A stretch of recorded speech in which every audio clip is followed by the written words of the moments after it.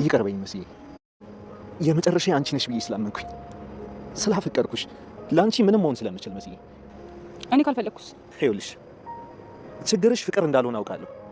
ገና ሳታውቂኝ እኮ ነው ያፈቀርሽ። ችግርሽ እምነት ማጣት ነው። እሱን ደግሞ እኔ ራሴ በደንብ የማስተካከለው ነገር ነው። ቴዲ አንድ ነገር እንድታውቅ እፈልጋለሁ። በእኔ መልፋት የለብህም። ላፈቀሩት ሰው የሚደረግ ነገር ልፋት ሆነ አያውቅም። የቱን ነገር ነው የምታውቂው መስዬ? ለሄለን እኔ እንድሞት ወይም የሆነ ነገር እንደሆነ መድኃኒት ሰጥታታል አይደል? ምን? ቆይ እውነት አንቺ መግደል ብፈልግ ከብዱኝ ይመስልሻል?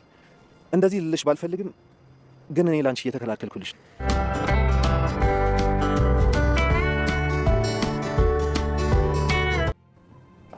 ወደ ላይ ልወጣ ነው። የማደርገው ነገር አለ። ምንም ነገር ማውራት አልፈልግም። ወደሽ ነው የምታወራው? በሰው ማል ከምንጨቃጨቅ ብዬ ነው ትቼ የመጣሁት። እንዴት ነው አንድ ሰው በተደጋጋሚ መንገድ ላይ ያውም የማይሆን ቦታ የምታገኘው? ስማኝ ቤሉ፣ ቴዲ ማለት ቀኝ እጄ ነው። የአባትህም ቀኝ እጅ ነበር። እሱ ስለሚያምነው ነው እኔም የማምነው። አይ አላምንሽም። የአባቴ ቀኝ እጅ ታዲያ ለምን ላንቺ ቀኝ እጅ ይሆናል? ሲጀመር ቅርበታችሁ የሰላም አይመስለኝ። ኧረ እባክህ እና ሌላ ምን ይመስላል? እሱን አንቺ ልጠይቅሽ እንጂ። ቆይ ምንሽ ነው? ቅርበታችሁ ምንድን ነው እንዴ? ነገርኩህ፣ የስራ ባልደረባዬ ነው። በቃ ሌላ ምንም ልልህ አልችልም። ኧረ ነው እንዳምንሽ ትፈልጊያለሽ አይደል? ቆይ ማንሽ? ቤተሰቦችሽ እነማን ናቸው? በዙሪያሽ ያለው ሰው ማን ነው? ጤነሽን ይስክልኝ እባክህ። እንዴ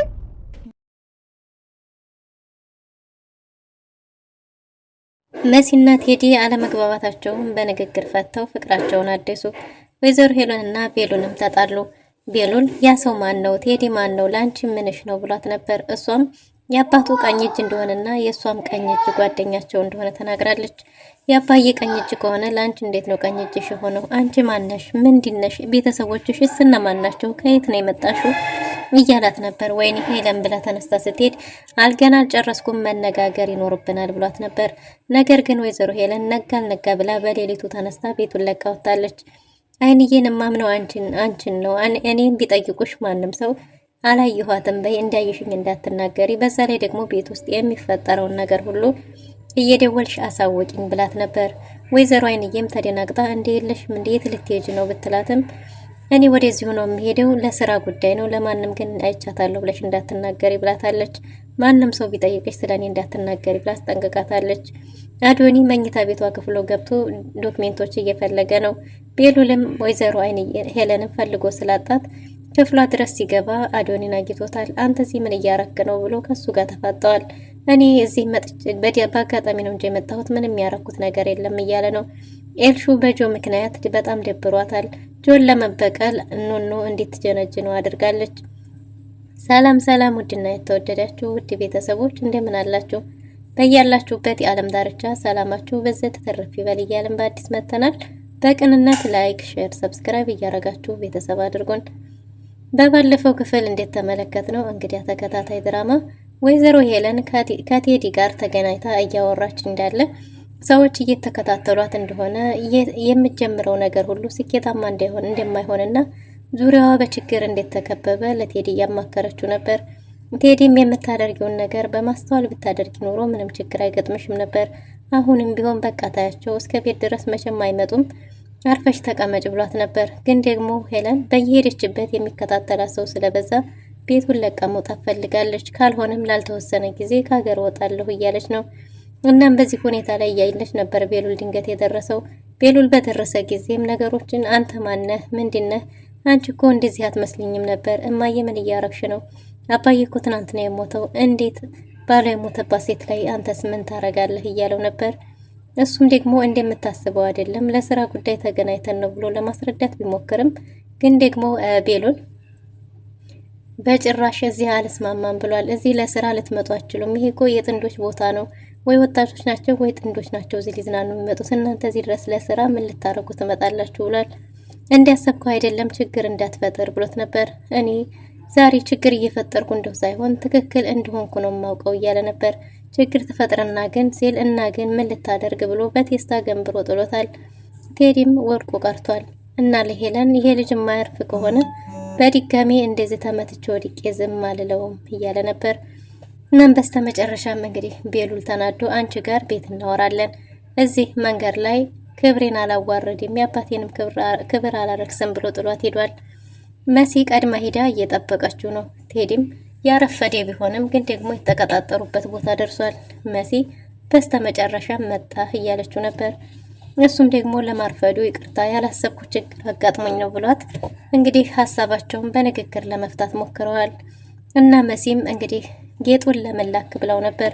እሱን እኮ ነግሬሻለሁ፣ በፎቶም መጀመሪያ ልኬልሽ አስረድቼሻለሁ፣ የመጨረሻዬና ሚስቴ አንቺ ስለሆንሽ ህይወት ያጋር ብሏታል። እሷም ደግሞ እሱም መሆን አልችልም አስመሳይ ነህ እያለችው ነበር። እሱም ደግሞ አስመሳይ እንዳልሆነና እሷ እንደምትፈልገው አይነት ሰው ለመሆን እየሞከረ እንደሆነ ነግሯታል። ብዙ ነገሮችን ለማስተካከል እየሞከረ ለሷ ብሎ ብዙ ነገር እየሆነ እንደሆነ ነግሯት ነበር። እሷም አንተ አስመሳይ ነህ፣ ቃላትህና ማንነትህ ይለያያል ብለው ነበር። ቆይ ምንድነው ተነጋግረን ከተማመንን በኋላ ምንድነው ወደ ኋላ የመለሰሽ? ጥፋቴ ምንድነው? አንድ ያሳማኝ ምክንያት ንገሪኝና ከዛ በኋላ እሺ ብሏት ነበር። እሷም ደግሞ አንተና ሄለን እኔም ማጥፋት ትፈልጋላችሁ፣ አንተን ልገለኝ ትፈልጋለህ ብለው ነበር። እሱም ደግሞ አንቺን መግደል እኮ ለኔ እጅግ በጣም ቀላል ነው። እንዲህ መግደል ከሆነ ብፈልግ ኑሮ እስከ ዛሬ ድረስ አንቺን ለመግደል ለኔ ምንም የሚያስቸግረኝ ነገር የለም ብሏታል። ነገር ግን እኔ አንቺን መግደል አልፈልግም። እንዴት ነው መግደል የምፈልገው? በጣም እኮ ነው የምወድሽ፣ ያላንቺ መኖር አልችልም። ውዱን ስጦታ የእናቴን ስጦታ ለአንቺ የላኩት የመጨረሻዬ እንዲሆንሽ ስላመንኩ ነው። አንቺ የኔ ብቻ ነሽ ብሏታል። እሷን በጭራሽ እንደዛ አይመስለኝም፣ እኔን ለመግደል እየሞከር እየፈለክ እንዴት እንደዛ ታስባለህ ብለዋለች። አስመሳይ ነህ ብለው ነበር። ግን ደግሞ እሱ አይደለሁም ባላት ጊዜ እና እንዴት ላምንህ እችላለሁ ብለው ነበር። ዝም ብለሽ አይንሽን ጨፍነሽ እስከ ዛሬው መኝኝ ብሏታል። እሷም ደግሞ አይ በጭራሽ እንደዛ አልችልም ብላለች። እና እኔ ካልፈለኩስ በግድ አለ እንዴ? ስለዚህ ሌላ አጋርህን ፈልግ ብለው ነበር። ግን ደግሞ ቴዲ እሱ አጋሩ እሷ እንደሆነች በዛ ላይ ደግሞ እሱን ሳታውቀው እንዳፈቀረችው የማፍቀር ሳይሆን የእምነት ችግር እንደሆነ ያለባት ነግሯታል።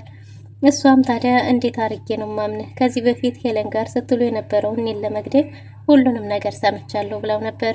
እሱም ትንሽ ከቆየ በኋላ በምን አጋጣሚ እንደሆነ አስታውሷል። ትዝ ብሎኛል አሁን እያለ ነበር። እና የዛ ጊዜ እኮ መድኃኒቱን አንቺን ለመግደል የተባለው መድኃኒት እኔ ባልሰጣት ኑሮ ከሌላ ቦታ ልታመጣው ትችላለች።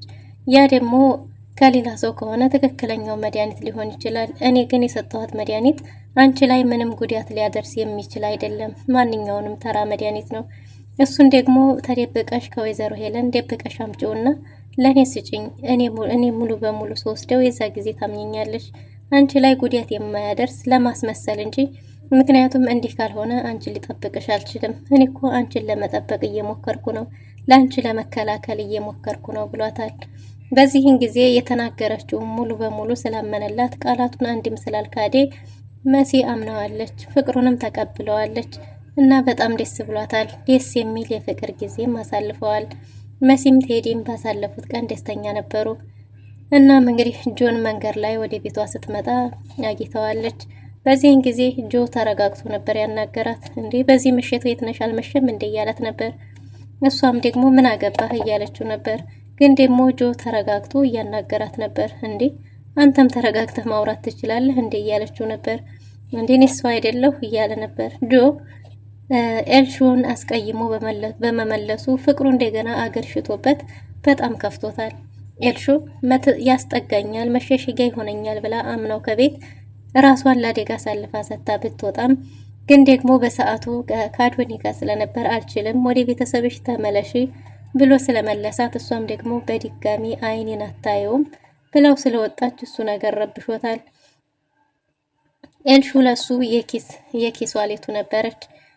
እንዲሁም ገንዘብ ሲያስፈልገው ኤቲኤሙ፣ ጓደኝነት ሲያስፈልገው በፈለገባት ቦታ የምትገኘው ዋሌቱ ነበረች። ነገር ግን ደግሞ አሁን በቸገራት ጊዜ አስጠጋኛ ደብቀኝ ብለው እምቢ ስላላት ሁለተኛ አይኔን አታየውም ያለችውን እያብሰለሰለ እና ጆ እጅግ በጣም ድብር ብሎት መሲም አልፋ ወደ ቤቷ መታለች። መኝታ ክፍሏ ከገባች በኋላ ክፍሏን ዘግታ ጌጡን ይዛ በሀሳብ ያሳለፈችውን ጊዜ እያስታወሰች እየተፈገግ እያለች ነበር። ቴዲም ደውሎ በሰላም ገባሽ ወይ ብሏታል። እሷም ደግሞ በሰላም እንደገባች ነግረው ቴዲም ደግሞ በንግግር ስላመኑና ችግራቸውን ስለፈቱ ፍቅራቸውን ስላደሱ አመስግኗታል። እሷም ደስ እንዳላት ነግራው ግን ደግሞ ጌጡ አንተ ጋር ነው መሆን ያለበት፣ ወቅቱ ሲደርስ በጊዜው በክብር አይኖችን እያየ ትሰጠኛለህ። አሁን ግን መቀመጥ ያለበት አንተ ጋር ነው ብለዋለች። እሱም አንቺ ጋር ነው ብሎ ነበር። አይ አይደለም፣ ቦታው አንተ ጋር ነው መሆን ያለበት። ከዛም በክብር አይኔን እያየ ትሰጠኛለህ ብለው በሀሳቧ ተስማምተዋል። ሄለንና ቤሉልም እየተጨቃጨቁ እኩል ሰዓት ቤት ገብተዋል። የቴዲ ማን ነው ምንድን ነው ብሏት ነበር። ያ ሰው ማን ነው ባላት ጊዜ ቴዲ ማለት የኔ ቀኝ እጅ የአባትህም ቀኝ እጅ የነበረ የአባትህ የቅርብ ጓደኛ፣ ለእኔም ደግሞ ጓደኛዬም ቀኝ እጅ የሚሆነ ሰው ነው ብላለች። እና የአባዬ ቀኝ እጅ ከሆነ ለአንቺ ቀኝ እጅ እንዴት ሊሆን ቻለ? ግን አንቺ ማነሽ? ምንድነሽ? ከየት ነሽ? ቤተሰቦችሽ እነማን ናቸው? የት ናቸው? እያላት ነበር። የቤሉል ያለማቋረጥ የሚጠይቀው ጥያቄ ሄለንን የረበሻት ይመስላል። ሄለን ለማስረዳትም አልሞከረችም። ወይኔ ሄለን ብላ ተነስታ ወደ ክፍሏ ልትሄድ ስትል እማዬ አልጨረስኩም፣ ገና ብዙ ጥያቄ አለኝ እያለ ጥላው ሂዳለች። ጥላው ሂዳም ክፍሏን ዘግታ ቁጭ ብላለች። ኤልሹ የኑኑን ልብስ ለብሳ በውጭ በረንዳ በኩል ቆማ ነበር። ቤሉልም እንደለመደው ኑኑ መስላው ከኋላ የኔ ጽጌረዳ ብሎ አቅፏታል። ዘወር ስትል ግን ኤልሹ ነበረች። ሁለታቸውም ደንግጠዋል። ፍቅራችሁ ይህን ያህል ደርቷል እያለችው ነበር። እሱም ደግሞ ያኔ ሜካፕ የቀባሻት አንቺ ነሽ አይደል? ስለዚህ ከዚህ በኋላ እንኳን ጥሩ ነገር ብታስብ ይሻላል። ተንኮል አስበሽ ተንኮል ሰርተሽ የትም አላደረሰሽ ብሏታል። ግን ደግሞ በዚህ ልክ ፍቅራችሁ ደርቷል እያለችው ነበር። አንቺ ምን አገባሽ? የኔ ጽጌረዳ ነው ጭራሽ የምትላት እያለችው ነበር። ምንም አይመለከትሽም፣ ደግሞ ልብሷንስ ለምን ትለብሻለሽ ብሏታል። ኤልሹ በጣም ደብሯትና ቁርትም ብላ ቁጭ ብላለች። አዶኒም ደግሞ ምን ሆነሽ ነው የደባበረሽ? ቤትሽ ክፍልሽ ገብተሽ ተቀመጭ እያላት ነበር።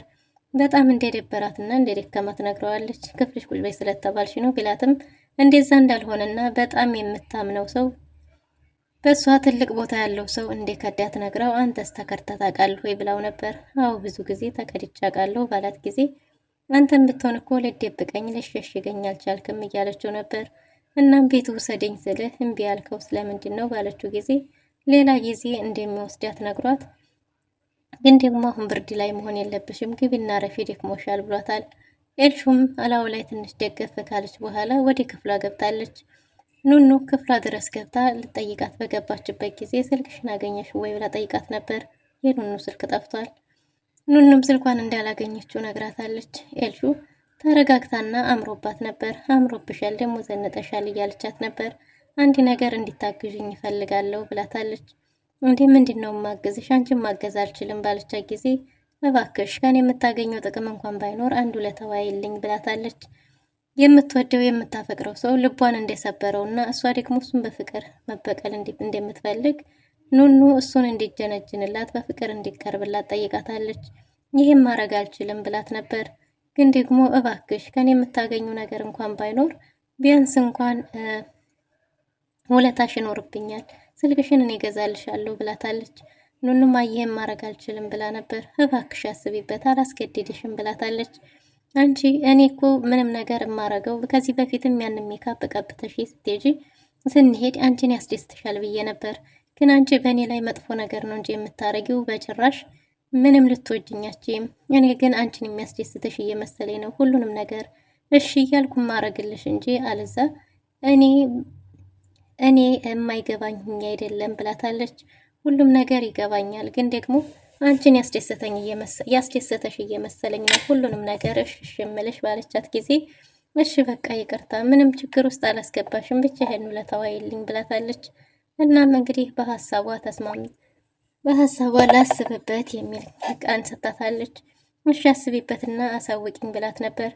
ቤሉልና ኑኑም ተገናኝተዋል።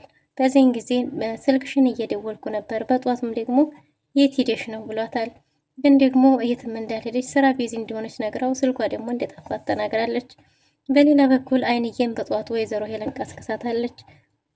ወይዘሮ ሄለን ማንም ሳይነሳ በጧቱ ጓዟን ጠቅላ ከቤት ወጣለች። አይንዬንም በዚህ ሰዓት የቀሰቀስኩሽ ከነ ልጆችሽ እኔ ጋር እንዲታርፍ ያደረኩት ስለማምንሽ ነው ብላታለች።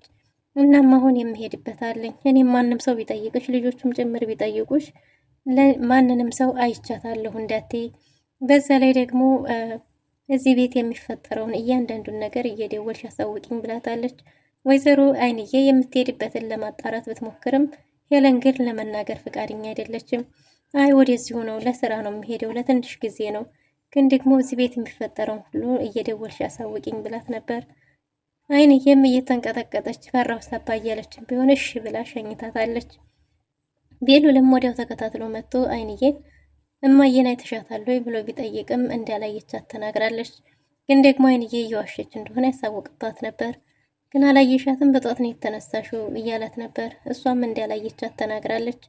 ወዲያውም አንድ ስልክ ተደውሏል። ስልኩን አታውቀውም ነበር። ስልኩን ስታነሳው ስለ ወይዘሮ ሄለን ተናግረው እንደማይለቋትና እየሰደቧት ነበር። እናም አይንዬም ተደናግጣ ብድግ ብላለች። ያለሽባት ሴትዮ የማትረባ ምናምን እያሉ እንደማይለቋት ዛቻና ማስፈራሪያ ስድብ ነበረው። እና አይንዬም ተደናግጣ ቤሉል ምንድን ነው ለምን ደነገጥሽ እያላት ነበር። የማይታወቅ ስልክ እንደሆነ ነግረዋለች። እሺ የማይታወቅ ስልክ ከሆነ ስጭኝ እኔ ላናግራቸው ብሏት ነበር። ግን ደግሞ አይ ብላ እየሮጠች የመሲ ክፍል ገብታ አናግራታለች። ወይም የመሲ ክፍል ገብታ ለወይዘሮ ሄለን ደውላ ሄለኔ ስልክ ተደውሎ ነበር የማይታወቅ ቁጥር፣ ግን ደግሞ ያለሽባት ሴት ብለው ስድብና ዛቻ ነው ያለው። ግን ሰላም ነው ምንም የተፈጠረ ነገር የለም ባለቻት ጊዜ ምንም የተፈጠረ ነገር እንደሌለ ነግራታለች። ቴዲ ደውሎ መሲን በሚመቻት ጊዜ መገናኘት እንደሚችሉ ነግሯታል። በሳምንት አንዴ ካልሆነ አለዛ ከዚህ ቤት እባረራለሁ እያለች ነበር። ብትባረሪ ታዲያ ምን ችግር አለው? እኔ ጋር ትመጫለሽ እያለ ነው ቴዲ። በሌላ በኩል አዶኒ ከሀገር ቤት የመጡትን ሰዎች አፈላልገው እንዲያገኙለት ከሌል እነ ጆን አብሮት እንዲሰራ አናግሮት ነበር። ጆ ግን እኔ አሁን ምንም ሰው ፈልጎ የማግኘት ሙድ ላይ አይደለሁም፣ ጥሩ ጓደኛዬ ጋር አቀያየምከኝ፣ ከአንተ ጋር ተስማምቼ መስራት አልችልም ብሎ ጥሎት ሄዷል። ግን እኮ ቃል ነበረን ፈልጌ ያገኝልሃለሁ ብለህ ነበር ከጓደኞች ጋር ተባብረህ ቢለውም አሁን ጥሩ ሙድ ላይ አይደለሁም ብሎ ጭራሽ ጥሎት ሄዷል። ኑኑ ኤልሹን በሀሳቧ እንዴት ተስማማች ነግራታለች። ኤልሹን እሺ በቃ አግዝሻለሁ ተስማምቻለሁ ብላታለች። ኤልሹም ደስ ብሏታል። ውድና የተወደዳችሁ ለዛሬ ነበረን ቆይታ ይህን ይመስል ነበር። በቀጣይ እስከምንገናኝ መልካም ጊዜ